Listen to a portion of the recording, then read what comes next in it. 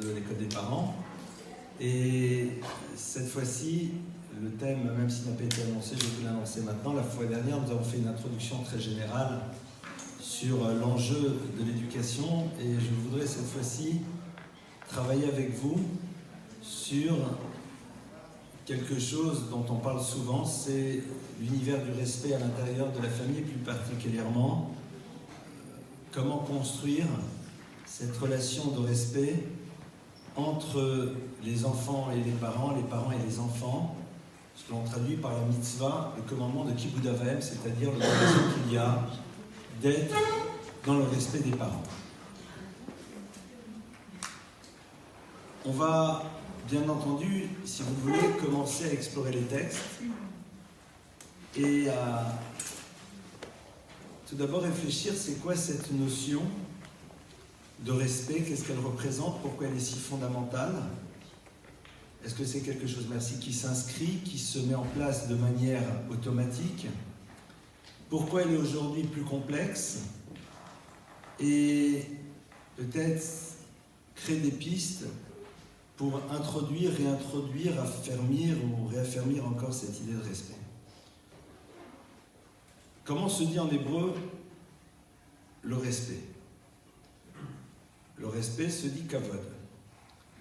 Je suis sûr que si on s'arrêtait un instant et j'interviewais chacun et chacune d'entre vous pour lui demander c'est quoi pour lui le respect, j'aurais évidemment beaucoup de réponses, sûrement passionnantes, mais qui seraient très différentes chez les uns et chez les autres. Lorsque l'on utilise un terme, eh bien ce terme fait écho à quelque chose de particulier chez chacun d'entre nous. Et ce qui pour vous s'appelle le respect ne s'appellera pas pour l'autre le respect, ce qui pour certains s'appellera l'irrespect pour l'autre ne le sera pas. Chacun fonction de son histoire, de ses définitions, de sa sensibilité, que sais-je. D'ailleurs vous le voyez, parfois les gens disent mais c'est pas du tout respectueux. Alors que la personne qui est en face dit mais où est le problème? Donc, on va ensemble, en premier lieu, s'arrêter sur la définition du mot telle que la Torah nous le propose. C'est-à-dire, on va, comme je vous l'avais dit d'ailleurs lors des premiers cours, revirginiser notre esprit. On va mettre totalement de côté toutes les visions que l'on peut avoir de ce que veut dire le respect. Et on va aller voir ce que le texte nous dit. Et avant même de nous confronter au texte, on va prendre le mot. On va prendre le mot kavod. Kavod, le respect, kabed et avir chavet imecha, honore ton père et ta mère. Vous allez constater que le mot kavod, eh bien, ce sont 3 lettres avec lesquelles vous pouvez faire un autre mot. Pourquoi? Parce que l'hébreu est une langue consonantique, il n'y a que des consonnes, il n'y a pas de voyelles. Et donc, ces 3 lettres, kav, bet, dalet, on peut les lire kavod, mais on peut les lire de manière différente. Et on peut lire le mot, si vous le voulez, qui est celui de kaved. Kaved, ça veut dire lourd. Alors, a priori, quel est le rapport qu'il y a entre l'univers du respect et quelque chose qui est lourd? Quelque chose qui est lourd, c'est quelque chose qui a du poids. Et en effet, pour la Torah, respecter, c'est donner du poids. Lorsque l'on parle de cette notion, on se doit de mettre totalement de côté tout ce que l'on a imaginé des expressions du respect. Respecter quelqu'un, c'est lui donner du poids, c'est lui donner de la place, c'est lui donner de l'importance. Respecter, c'est révéler à l'autre le fait qu'il existe à travers, en premier lieu, l'exigence de comportement que l'on aura lorsque l'on est face à lui ou face à elle. Je vais d'abord ouvrir très rapidement, très succinctement dans l'univers du couple pour entrer beaucoup plus en profondeur dans l'univers du respect à l'intérieur de la famille entre les parents et les enfants et les parents. Est-ce que le respect, c'est tout simplement ouvrir la porte et faire passer l'autre? Ça, c'est ce qu'on appellerait le manuel du savoir-vivre. Est-ce que le respect, c'est servir d'abord la personne qui est en face de nous et dans un second temps se servir soi-même? Ça, c'est le manuel du savoir-vivre. En Allemagne nazie, ils connaissaient parfaitement bien les manuels du savoir-vivre, ils savaient parfaitement bien les utiliser. C'est pas ça le respect. Lorsque l'on parle de respect, par exemple, dans un univers comme le couple, on se sent respecté lorsque l'autre nous révèle la place et l'importance que l'on a à travers sa manière d'être lorsqu'il est confronté à nous. Le manque de respect, c'est le fait que l'on ne donne pas de poids à la présence de l'autre. Le fait que l'on n'ait pas d'exigence de comportement de par sa présence. Je vous manquerai de respect si maintenant, parce que j'éprouve une démangeaison sur le cuir chevelu, je commençais à faire comme ça. Je n'ai rien dit de mal, je n'ai rien fait de négatif, c'est gênant. Je ne vous respecte pas, je vous propose quelque chose qui est désagréable. Le respect, c'est en premier lieu donner du poids. Donner du poids, tout d'abord à travers une manière d'être face à l'autre, qui montre que cet autre a de la valeur et de l'importance, et dans un second temps, en montrant à l'autre la place et l'importance qu'il occupe, à travers la place et l'importance que l'on donnera à sa parole, à ce qu'il exprime, à son point de vue. Vous respectez l'autre quand vous lui montrez que sa parole a du poids, quand vous lui montrez que son point de vue vaut la peine d'être entendu, même si dans un second temps on ne s'y soumet pas. Et vous le savez parfaitement, dans l'univers du couple, se sentir respecté, c'est tout simplement vivre l'expérience d'être au moins ce que l'autre est lorsqu'il est confronté à notre conjoint. Traduction. Quand c'est un tiers qui te parle, tu prends le temps d'être à l'écoute. Tu te concentres. Tu ne réponds pas au téléphone. Tu lui montres qu'il existe, de par l'effort que tu fais et de par l'importance que tu donnes aux mots qu'il exprime. Je ne peux pas me sentir respecté si cette attitude que tu es capable d'avoir vis-à-vis d'un tiers, tu ne désires pas l'avoir lorsque tu es face à moi. Et c'est souvent d'ailleurs, et je fermerai cette parenthèse parce que ce soir c'est pas sur le couple évidemment, c'est souvent d'ailleurs ce qui est à l'origine d'incompréhension, mais parce que pour nous, respecter l'autre, c'est bien suivre certaines règles, faire des compliments pour la belle table ou pour les courses qu'on a ramenées. Mais tu ne lui donnes pas de poids à l'autre. Tu te contentes juste de respecter des règles de savoir-vivre. Et donc,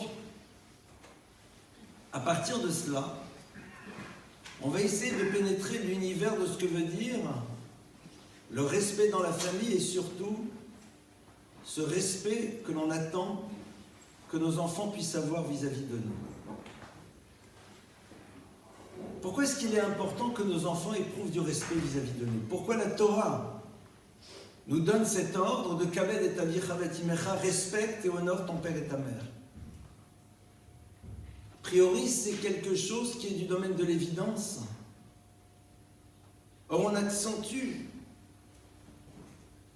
Et nos maîtres disent que c'est sans doute un des commandements les plus complexes à mettre en place, et un des plus fondamentaux, si ce n'est le plus fondamental à faire exister.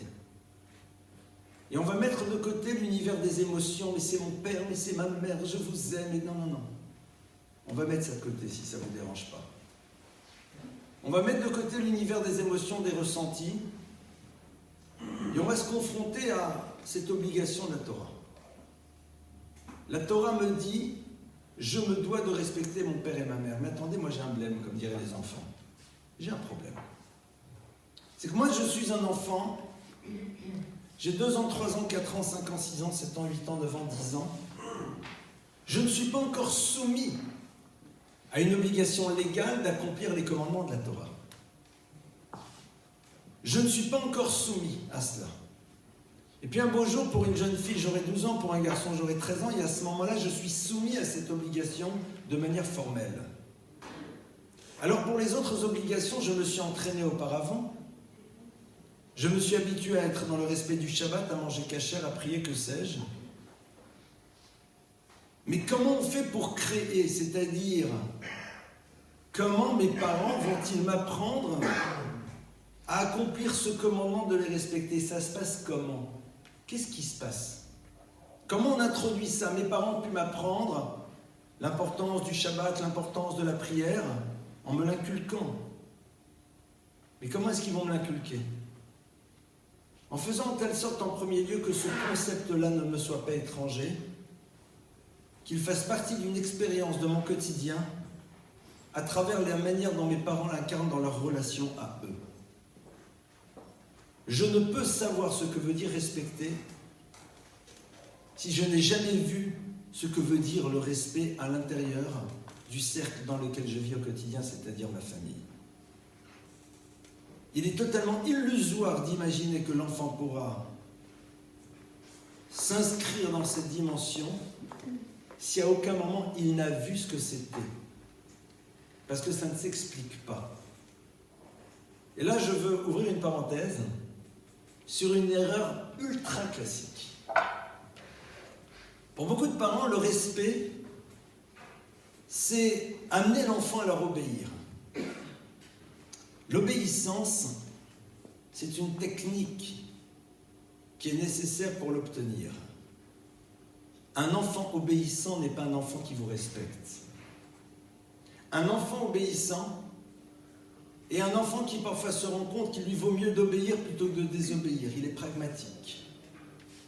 Un enfant obéissant, c'est un enfant qui en effet est victime parfois du rapport de force qui est à l'avantage des parents et qui donc, pour ne pas vivre la conséquence de ses actes de désobéissance, a décidé d'obéir. Un enfant obéissant, c'est un enfant qui a peur, en n'obéissant pas, de ne plus être aimé. Et dans l'angoisse de ne pas savoir qu'il est aimé, décide d'obéir pour pouvoir être aimé. Mais le jour où il réalise qu'il peut être aimé des autres, à ce moment-là, pourquoi obéir? C'est souvent ce que l'on voit au moment de l'adolescence. Cet enfant qui obéissait brusquement, c'est plus la même chose. Pourquoi? Parce que jusqu'à l'adolescence, je pensais qu'il n'y avait que mes parents qui peuvent m'aimer, or j'ai besoin de vitamine A pour vivre. Vitamine amour. Parce que les seuls dispensateurs de mon amour, a priori, ce sont mes parents. Et si je désobéis, il me faut une tête telle que j'ai l'impression que je suis plus aimé, ça c'est compliqué. Donc j'obéis. Mais un jour, je vois que mes copains, mes copines peuvent m'aimer. Que le groupe peut m'accueillir. Donc je n'ai plus peur de ne plus être aimé parce que d'autres peuvent le faire. Et à ce moment-là, brusquement, les choses changent. Et vous n'avez pas des parents d'enfants qui, pendant un certain temps, étaient totalement obéissants, découvrent que les choses ne sont plus du tout les mêmes. Et ils pensent que cette obéissance était du respect, c'est tout sauf du respect. Le respect, c'est donner du poids. C'est-à-dire que l'enfant ait conscience de la valeur et de l'importance que l'on représente, et qu'à partir de cela, notre parole ait une valeur. Parce que celui qui l'incarne a une valeur. Et ça, c'est quelque chose qui se construit. En tant que parent, c'est vrai que c'est sympathique que nos enfants obéissent parce que parfois ça se passe moins mal à la maison. Mais ce qui nous intéresse, c'est pas qu'ils nous obéissent. C'est qu'ils éprouvent un sentiment de respect qui fera qu'à l'âge où ils ont besoin de faire des choix d'existence, notre parole soit importante à leurs yeux. Pourquoi? Parce qu'à leurs yeux, nous avons une valeur et nous avons du poids. Est-ce qu'ils en tiendront compte pour faire leur choix? Est-ce qu'ils iront dans la direction qu'on leur propose? Ça, c'est leur liberté. Un enfant qui vous respecte, c'est un enfant qui, à l'âge de 20 ans, est capable de vous appeler, de vous dire « J'aimerais parler avec toi, je dois prendre une décision, j'aimerais entendre ton avis. » Parce que ton avis représente quelque chose. Pourquoi? Parce que tu représentes quelque chose. Parce que tout simplement, tu es quelqu'un de respectable. Et c'est là où, en effet, notre travail, il est à faire. Mettons de côté la problématique de l'obéissance. Si vous voulez, on fera un cours sur ça. Comment amener nos enfants à nous obéir? Mais ça, ce sont des techniques. Ce sont des manières d'appréhender, de dire les choses. Il y a plein de systèmes, on en parlera. Mais on n'est pas ici dans la recherche de techniques pour savoir comment mieux gérer le quotidien de la maison. On essaie ensemble de réfléchir à comment, pardonnez-moi, à travers notre démarche éducative, construire l'enfant et lui permettre en effet de s'inscrire dans une vie équilibrée. Or, un rapport de respect vis-à-vis des enfants, des parents, pardonnez-moi, est un élément fondamental pour vivre une vie équilibrée pour soi. Ce n'est pas par rapport aux parents que l'histoire se joue, c'est d'abord par rapport à celui qui arrivera à les respecter. Donc, première question. Si vous demandez à l'enfant, est-ce que tu sais ce que ça veut dire le respect? Ben, il faut qu'il puisse vous donner la définition à travers ce qu'il a vu. Qu'est-ce que tu as vu dans le couple de tes parents? Que quand maman disait quelque chose, papa dit arrête de dire tes bêtises? Que quand papa dit quelque chose, maman dit mais c'est toujours la même chose, arrête de radoter? Donc en 2 mots, tu as appris que, eh bien, ceux qui sont en face de toi ne savent pas se respecter, puisqu'ils ne se donnent pas de poids. D'où tu veux qu'il l'invente cette histoire, l'enfant? Il ne peut pas. Il ne peut pas l'inventer, il ne l'a jamais vu. C'est parce que c'est. Il ne peut pas inventer Shabbat s'il ne l'a pas vu. Tu peux lui raconter Shabbat 1000 fois. Mais tant qu'il n'en a pas fait l'expérience, il ne sait pas de quoi on parle. C'est ce qu'on dit quand on dit Naaseh v'nishma, nous ferons et nous comprendrons. On dit que ce n'est qu'à travers l'expérience du vécu que l'on peut comprendre véritablement le savoir. En philosophie, on appelle ça se placer dans l'épaisseur de sa connaissance. Ce n'est qu'à travers l'expérience que tu peux comprendre véritablement ce que tu penses, au-delà du fait que tu valides ton savoir à travers le fait que tu le mets en acte. Tu peux parler de respect, mais je sais pas ce que c'est. Comme elle disait l'autre, parole, parole, parole, ce sont des mots. Et si le respect c'est m'écouter, donc tu me demandes de t'obéir. Mais ça, obéir, ok, si le rapport de force est à ton avantage, ça va fonctionner. Et les gens sont là et disent, vous avez vu comment ils nous respectent? Ouais, ils ont la trouille. Ou alors, ils savent ce qu'ils vont obtenir. Mais éprouvent-ils du respect? On va juste remplacer les enfants par des employés et les parents par des patrons. Il y a beaucoup d'employés qui se soumettent à la volonté du patron, ils lui obéissent. Mais demandez-leur s'ils éprouvent du respect. Et l'absence de respect est liée au fait qu'ils perçoivent que le patron utilise le rapport de force à son avantage pour obtenir ce qu'il désire. Ils lui obéissent, mais ils ne le respectent pas. Quelque part, pour eux, il ne représente rien. Sa parole n'a pas de poids en tant que telle. Et c'est le système qu'il a mis en place pour que sa parole soit entendue qui l'amène au fait que nous allons écouter sa parole. Or, respecter, c'est donner du poids. Donc déjà, premier travail, que l'enfant voit ce que ça veut dire respecter, à travers ce qu'il vit dans la relation du couple. Et respecter l'autre, c'est à minima se comporter vis-à-vis de lui ou vis-à-vis d'elle, comme si c'était un tiers. Est-ce que je me serais autorisé à parler à quelqu'un d'autre de la manière dont je te parle? Oui ou non? Si c'est non, alors au nom de quoi je me permets de te parler de cette manière? Point. Posons-nous la question. Et je suis sûr que dans tous les couples, on est là en train de se dire, j'espère que mon mari et que ma femme est en train de bien entendre ce qu'il dit le monsieur. Évidemment, parce qu'on est tous tombés dans le piège. Évidemment, on est tous tombés dans le piège. Sinon, ce serait Alice au pays des merveilles, quoi. On est tous tombés dans le piège. Parce que c'est quelque chose qui s'élabore, c'est quelque chose qui se construit. C'est pas quelque chose qui est normal, c'est pas quelque chose qui est naturel. Et tout l'enjeu justement du respect dans la famille, c'est qu'il y a une relation de proximité et de quotidienneté qui rend les choses plus fluides, mais qui ne doit pas enlever cette dimension de respect. Alors de manière ultra concrète, ça passe par quoi? Ça passe par le fait que l'enfant voit que lorsque mon conjoint parle, eh bien je donne de l'importance à sa parole. Tout simplement. Et ça démarre très très tôt. Papa dit quelque chose et l'enfant n'est pas d'accord. Maman est là, elle dit, mais dis-moi, papa a dit. Et parce que papa a dit, ça a de la valeur. Pourquoi? Parce que ça s'appelle papa. Idem dans l'autre sens. Mais dis-moi, maman a dit cela. C'est pas maman a raison, c'est pas bien, c'est assourd, c'est interdit, ça se fait pas. Non.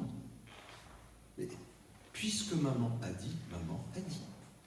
Puisque papa a dit, papa a dit. Pourquoi? Parce que ça s'appelle papa, ça s'appelle maman. Et ça, c'est ce qui va commencer à inscrire chez l'enfant le point de départ. C'est que le parent a une valeur. Et que parce qu'il a une valeur, sa parole a du poids en tant que telle. On donne du poids à la parole de l'autre. Donc tout acte, toute parole, toute attitude dans laquelle on remet en cause la valeur de l'autre parent rend difficile le désir que l'on aura de faire en telle sorte que l'enfant donne du poids à ce parent, puisque toi-même tu l'as invalidé. Puisque tu l'as invalidé, à travers les mots que tu utilises, à travers la posture que tu as. L'enfant n'est pas fou, il les voit, il observe. Il s'en rend compte, parfaitement bien. Il voit très bien que papa ne calcule pas maman, que maman ne calcule pas papa, qu'à un moment, on se lance des noms d'oiseaux, donc il dit, bon, mais au fond, ce truc-là, ça n'a pas tellement d'importance. Pour être respecté, il faut que, dans le couple, on montre à l'enfant que l'on respecte son conjoint. C'est-à-dire que pour nous, il a de l'importance, il a du poids. Et l'enfant le voit à travers la manière dont on fonctionne par rapport à lui, par rapport à elle. Et je peux imaginer qu'à la fin de cette séance, un mari dise à son épouse, une épouse dit à son mari, tu comprends maintenant pourquoi ils sont difficiles à respecter. Et si on a décidé d'être intelligent, on doit être capable de dire à l'autre, c'est vrai, tu as raison, c'est un point sur lequel il faudrait qu'on travaille. Parce que parfois, c'est pas méchant. Parce que parfois, c'est bon, ça va. Parce que tout simplement, on ne prend pas la mesure de ce qui se passe. Je pense que bon nombre de nos dysfonctionnements sont liés au fait que nous n'avons pas conscience de l'enjeu de ce qui va se passer. Et donc, à partir de cela, on n'est pas dans cette vigilance. Et puisqu'on n'est pas dans cette vigilance, eh bien évidemment, il y a des conséquences. Or là, on travaille sur des fondamentaux qui vont devoir s'inscrire pendant toute leur existence. C'est-à-dire, on n'est pas ici dans une problématique technique de savoir comment on gère les enfants. Ne l'oubliez pas. Comment est-ce qu'on montre à l'autre qu'on le respecte? Un truc tout bête, c'est quand il parle, on ne regarde pas son portable. C'est bête, hein? Parce qu'à un moment, pourquoi les autres seraient plus importants que toi? Au nom de quoi? Pourquoi l'autre a plus de valeur que toi? C'est-à-dire qu'en 2 mots, tu as moins de valeur que les autres. Bon ben, ton acte. Et ça, l'enfant, quand il le voit, il intègre cette idée. Et à ce moment-là, puisque mon parent respecte l'autre, donc nécessairement cet autre a du poids, et donc je vais percevoir cela dans la manière dont j'ai construit la relation. Alors désolé mesdames, mais a priori, le point d'entrée doit commencer chez vous. Mais nous, messieurs, on doit tout faire pour que le point d'entrée puisse commencer chez nos épouses. Pourquoi? Rappelez-vous ce que nous avions vu la fois dernière. Je ne sais pas si d'ailleurs on l'avait vu ensemble, j'en sais rien. Je ne sais même plus ce que j'ai dit la fois dernière, parce qu'on avait vu. Ça se dit comment en hébreu une mère? M. Ima, c'est maman. M, la mère, provient de la racine, c'est la racine du mot Emouna. Emouna, c'est confiance. En qui l'enfant a confiance? En sa mère. Pourquoi? Parce que sa mère, elle ne le lâche pas. Elle le porte, elle lui donne à manger, elle est présente en permanence. Donc l'enfant s'habitue à faire confiance à sa mère parce que tout simplement, ça fait partie de son expérience. On veut que l'enfant puisse respecter, ça va être déterminé par le poids que la mère donne au père. C'est-à-dire, si l'enfant voit que papa représente quelque chose pour maman, alors évidemment que si celle en qui j'ai totalement confiance a une attitude de respect vis-à-vis de son conjoint, évidemment que pour moi il devient respectable. Mais pour que maman puisse le faire, il faut lui faciliter le travail, évidemment. Si tu dis à ta femme, ah ben tu comprends, il faut que tu me respectes comme ça, les enfants comprendront, et que l'on fait tout pour que l'autre ait des difficultés à le faire, c'est un peu compliqué. Donc en vérité, l'histoire, elle commence de chez nous. Pour être respecté, il faut être respectable. C'est-à-dire incarner les fondamentaux que l'on est censé inscrire à l'intérieur de l'univers familial. Faciliter à l'autre la possibilité de nous donner du poids. Parce que tout simplement, on assume nos responsabilités, on a décidé d'être ce que l'on doit être. Et c'est vrai que j'ai parfois des mamans qui viennent et qui disent « Oui, mais mon enfant, j'ai un problème, mon mari, il n'a pas d'autorité. » Je pose souvent la question, je dis « Madame, mais comment vous regardez votre mari? Comment l'enfant perçoit-il votre regard sur lui ?» Évidemment qu'il ne peut pas donner de poids si vous ne donnez pas de poids. Parce que c'est en vous qu'il a confiance en premier lieu. Alors maintenant, pourquoi vous n'y arrivez pas? C'est peut-être parce que lui ne fait pas ce qu'il faut pour. Ça, c'est un deuxième problème. Mais après, on ne va pas commencer à Promsdose. On sort du bac à sable. Mais c'est intéressant. Et je me permets d'insister lourdement là-dessus parce que c'est là où les choses vont se jouer. C'est là où les choses vont se jouer. Plus encore, dans un univers dans lequel la notion du respect naturel est plus présente. Et la Gemara nous dit, les maîtres du Talmud nous disent qu'une des caractéristiques de l'épreuve pré-messianique, c'est quoi? Chutzpah yazge. Que la notion du respect normal et naturel par rapport à la hiérarchie et l'autorité disparaîtra. Ben menavelav, bat kama beima. Le fils méprise le père. La fille s'oppose à la mère. La belle-fille contre la belle-mère. Bon, ça c'est classique. D'accord? La Gemara nous dit, ça sera ça l'état d'esprit. Le père est méprisé par le fils. La fille s'oppose à la mère. C'est-à-dire que cette idée du respect naturel lié à la hiérarchie parce que l'autre représente quelque chose ira en disparaissant. Ce sera l'état d'esprit qui sera présent dans nos sociétés et on le voit ô combien aujourd'hui. Donc on a un enjeu beaucoup plus complexe. C'est qu'avant le père était là, le père était le père, la mère était la mère, point. Et on n'osait pas lever les yeux. Le prof c'était le prof, le flic c'était le flic, le douanier c'était le douanier. Et tu baissais la tête.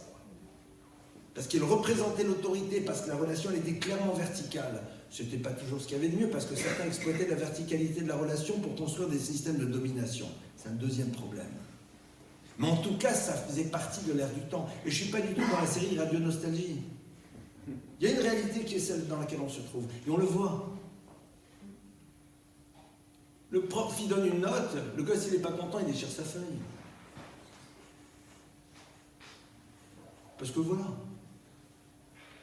Donc on va voir un enjeu particulier. Et quelque part, j'ai entendu un jour d'un de mes maîtres l'idée suivante, il me dit au fond c'est génial. C'est génial ce qui est en train de se passer, les premiers bénéficiaires c'est nous. Parce que tout simplement il y a 30 ans, 40 ans, on pouvait être pas grand chose, mais de par la place que l'on occupait, on était respecté. Et on était dans l'illusion d'être respectable. Aujourd'hui, si tu n'es pas respectable, tu ne seras pas respecté. Ça veut dire que on n'a pas le choix. À l'époque, on pouvait dysfonctionner, on pouvait ne pas assumer notre rôle de parent comme il se doit, mais l'enfant était là, était dans ce respect parce que tout simplement, ça faisait partie du système. Aujourd'hui, si on ne véhicule pas cette dimension de respectabilité, ben l'enfant, il ne te donnera pas de respect. Donc c'est génial, parce qu'il va falloir qu'on se bouge. C'est top, on va grandir.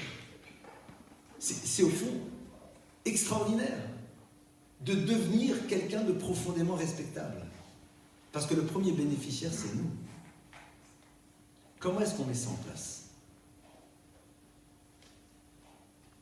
On est dans un monde dans lequel on va devoir apprendre à nos enfants à quoi? À donner du poids à notre parole et à savoir qu'elle a une valeur en tant que telle.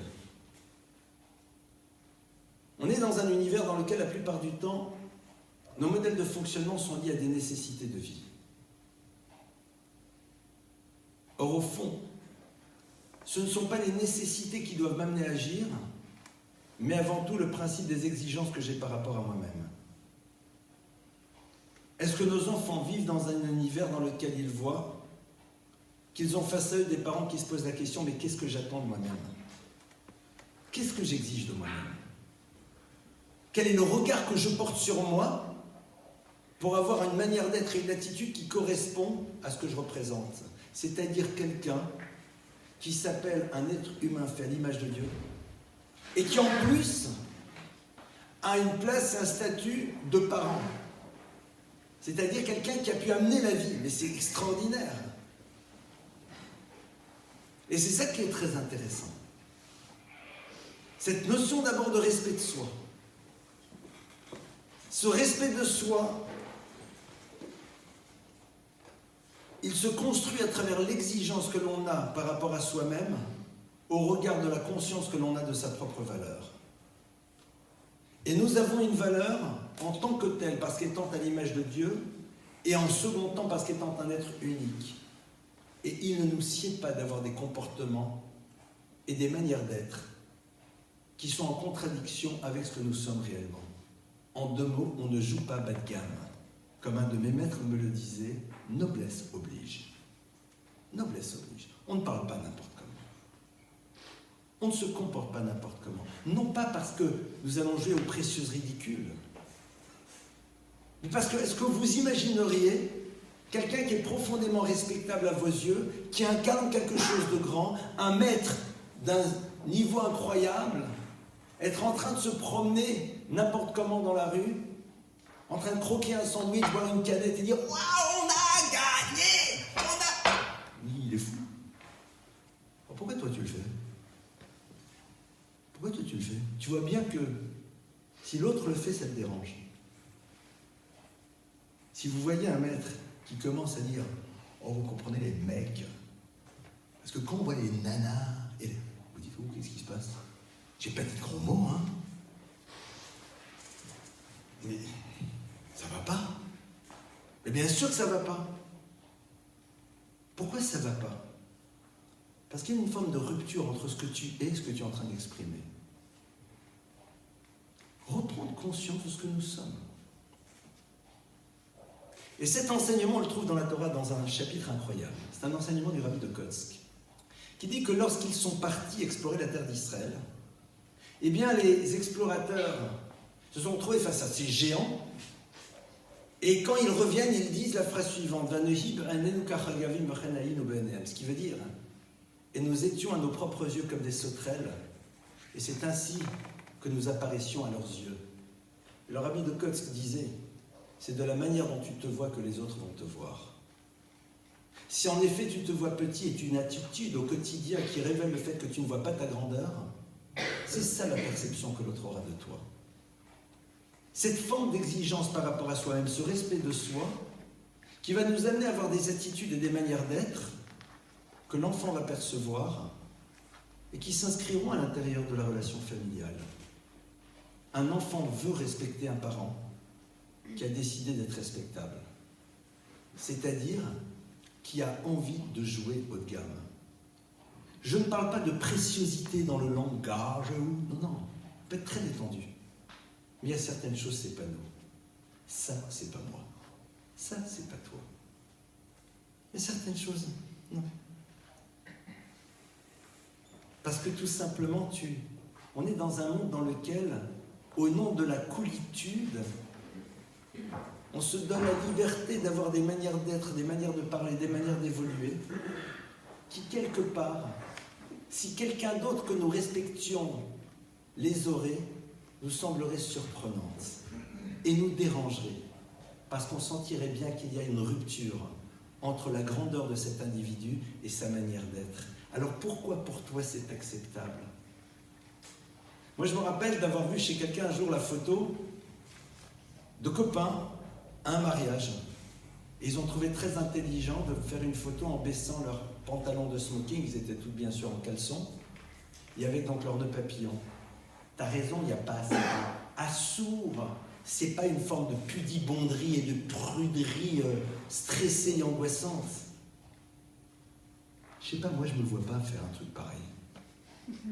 Et je pense que vous non plus. Pourtant, c'est pas assourd, c'est pas interdit, c'est rigolo. Mais est-ce que c'est toi? Et c'est là où, en effet, pour rentrer cet univers de respect, il faut repénétrer quelque chose qui va complètement à l'encontre de l'ère du temps, dans lequel, justement, on nous demande de ne pas construire d'exigences par rapport à nous-mêmes, parce que si tu en as, quelque part, tu es en miroir du fait que je ne désire pas en construire.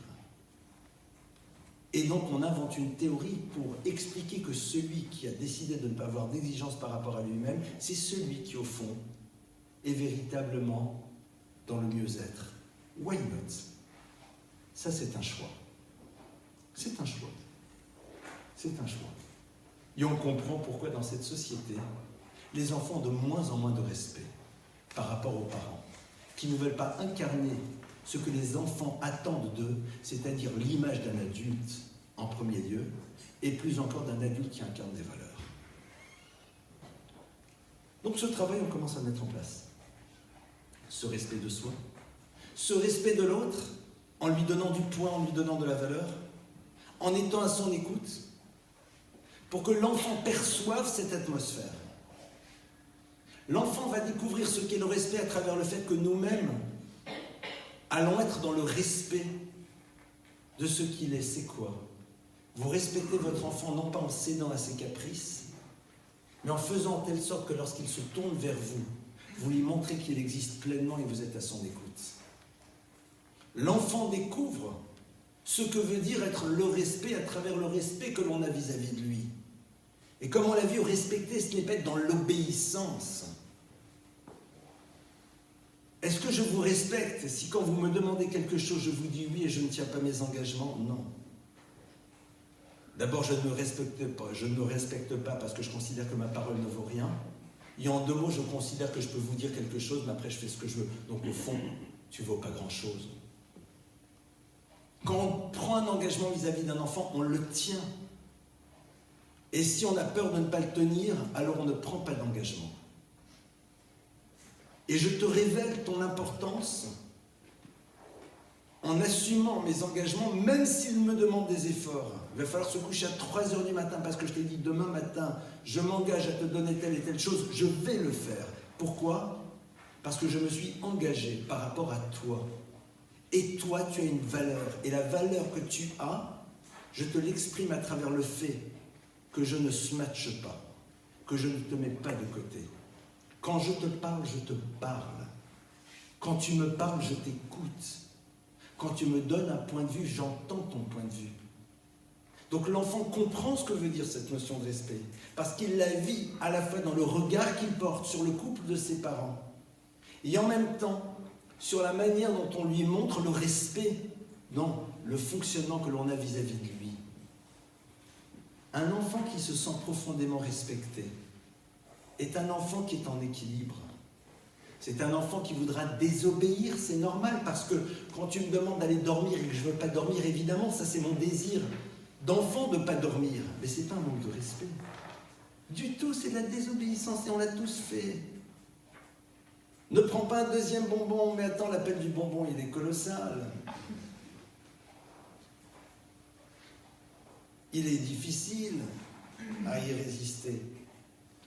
Donc l'enfant qui désobéit parce que pris par sa pulsion, son désir, le fait qu'il n'y arrive pas, bienvenue au club. Ça c'est normal. Mais quand le maman va lui dire, tu sais, ça c'est très important. Et qu'on va choisir les choses sur lesquelles on va dire, tu sais, ça c'est important, l'enfant va être à l'écoute. Quand l'enfant sera à table Shabbat et qu'il nous verra donner de l'importance à notre conjoint, alors il comprendra ce que ça veut dire respecter lui aussi, et il le fera. Voilà le point d'entrée.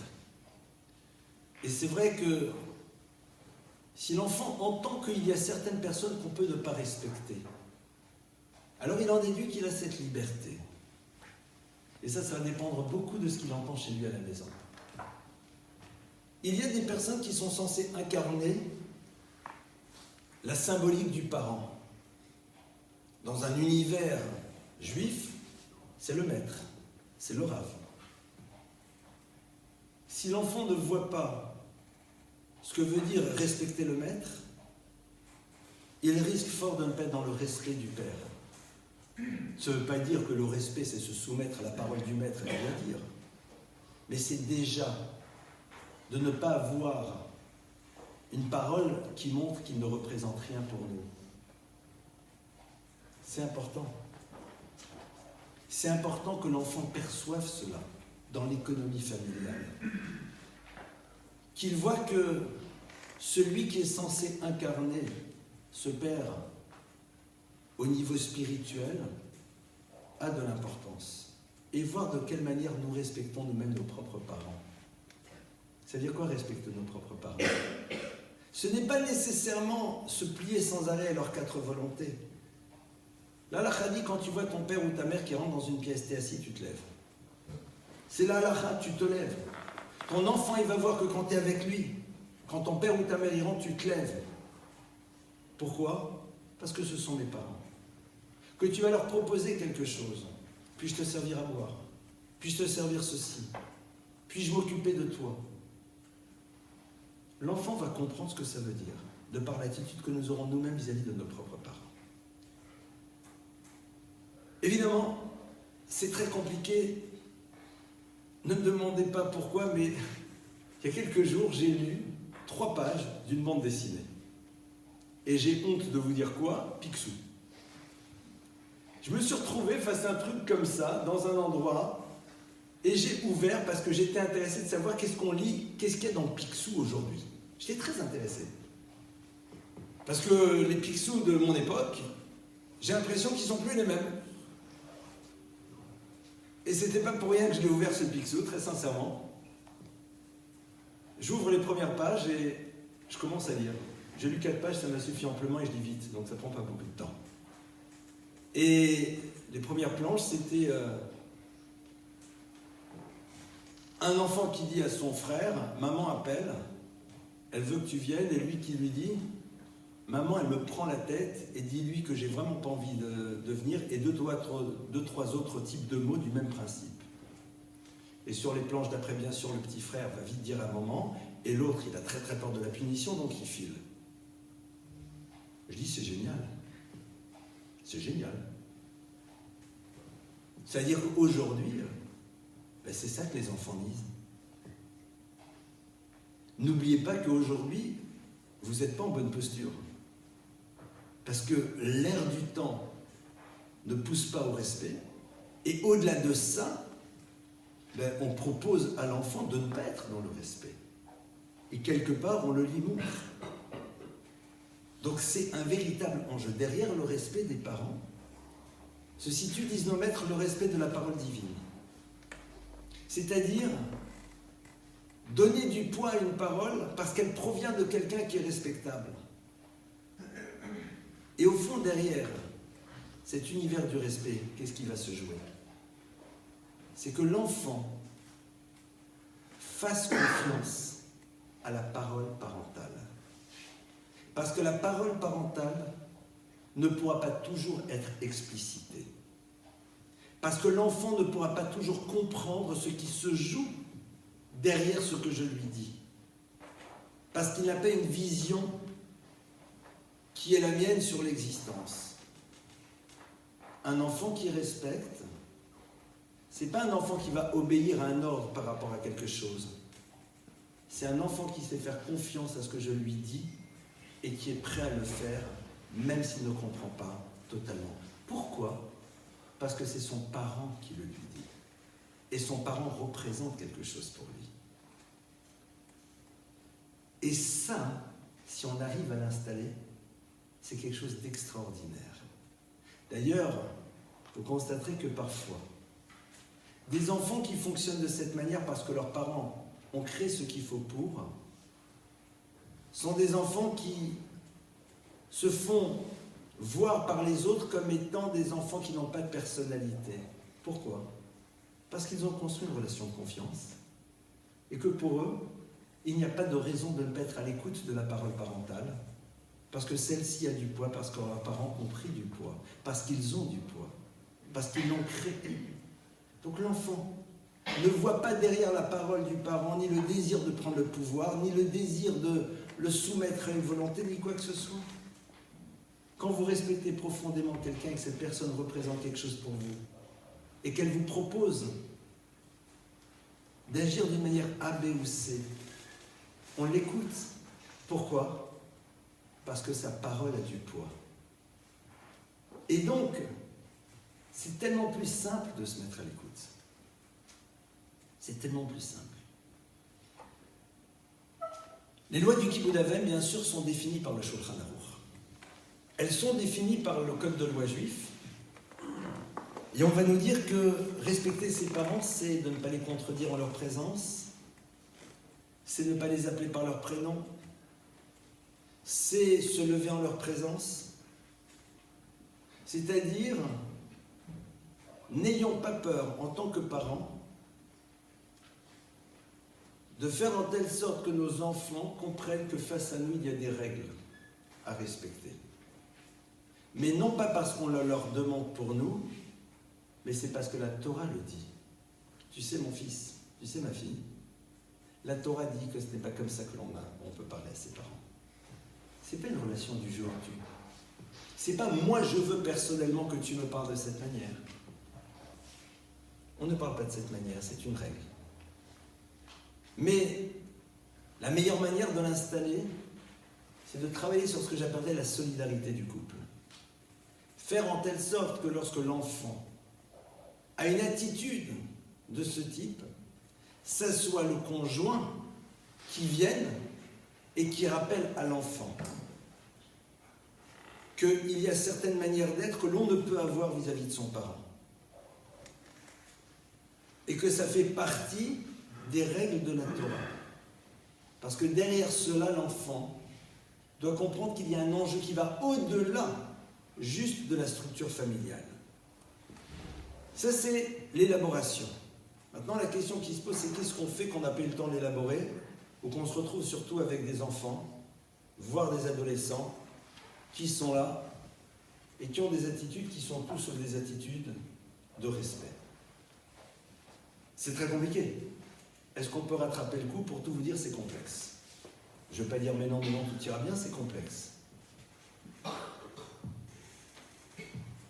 La meilleure manière de réinstaller cette dimension dans une famille dans laquelle on a oublié, c'est bien sûr de recréer cela dans la relation au couple, mais peut-être de réinstaller le respect que nous allons avoir vis-à-vis de l'enfant. Ça veut dire quoi? Que l'enfant découvre le bonheur de se sentir respecté. À travers quoi? Non pas parce que l'on va se soumettre à sa volonté et à ses désirs, mais parce qu'au moment où il exprime, nous l'écoutons pleinement, totalement et réellement. J'entends ce que tu me dis. Pour tout te dire, dans ce que tu me dis maintenant, je ne sais pas si j'ai envie de te dire oui. Mais j'entends parfaitement ce que tu dis. C'est-à-dire que l'enfant sent qu'il a pour nous une valeur.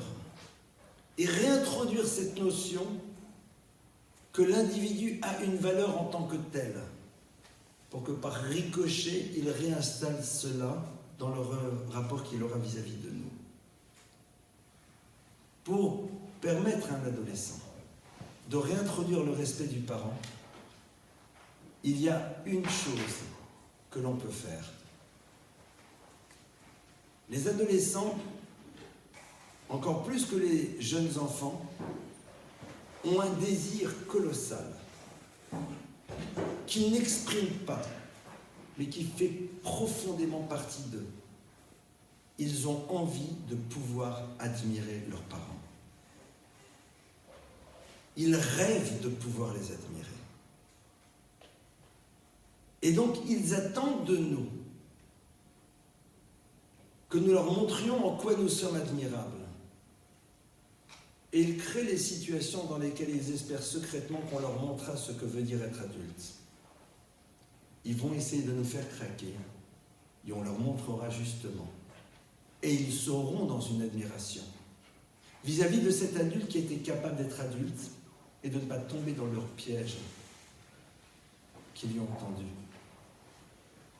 Quand l'enfant réalise que papa et maman ont su se comporter avec élégance, ne pas craquer, se mettre à hurler et se comporter comme n'importe qui face à une situation de vie, au plus profond d'eux-mêmes, ils ressentent de l'admiration.